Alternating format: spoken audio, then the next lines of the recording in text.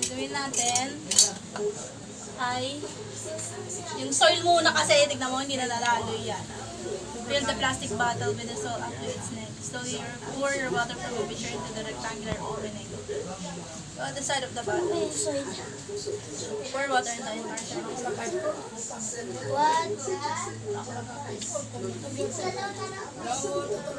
Ikaw mag-observe, ako maglalagay ah.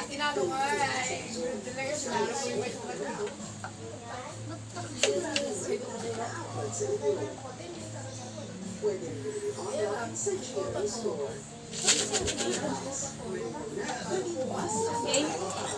Gawa ko nga to. Observe ko yung nasa loob ah. Hindi ko ito nasagutan dyan. Ayan na. Dami. Grabe na po na. Ano na-observe mo? Ewan. Ano nangyari? Kaya kasi yung ganit po.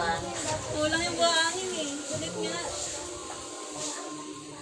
Kulang na yung buwan. Saan na yung pala mo?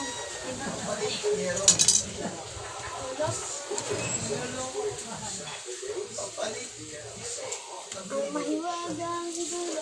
Kasi hindi siya talaga buhangin. May mga bato-bato kasi. Kailangan ano yan eh. Parang lupa talaga na ano, na malapot. Malabnaw. Observe mo na. Ano nangyari? Yun lang, napupunta yung tubig. Sumama ba yung ano? Hindi. Yung soil. Sumama yung sun. Oh. Bakit ba natira? May natira. Papalitan ko ako. Ano, kasi ano. Sa global ako yung ibang kanya. Papalitan kita sim. Pawon. Ano palitan mo? Sim pawon. Tingin mo kung buong soil to, kung buong soil to sasama siya. Yung, ano. Kung buong soil siya, sinamahan ng tubig, sasama siya lahat.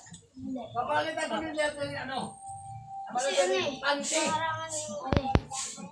Yung, Pamukot. Pamukot panty ang tawag yun sa akin. biglang yung Panty. Sabi Tubig lang yung kakapasok. ano? Yan ba? Sabi.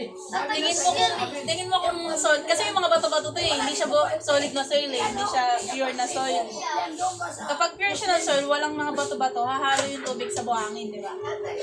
Di ba? Hahalo siya. Magiging malapot siya. So, sasama ba siya lahat? Yung panty.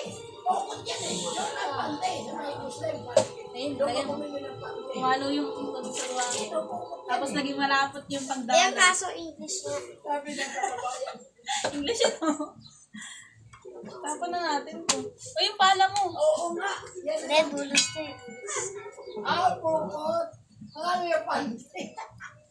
Panty kasi ang tawag doon sa amin sa ano, pangisda. Ay, Panty. Isa So, yun lang guys.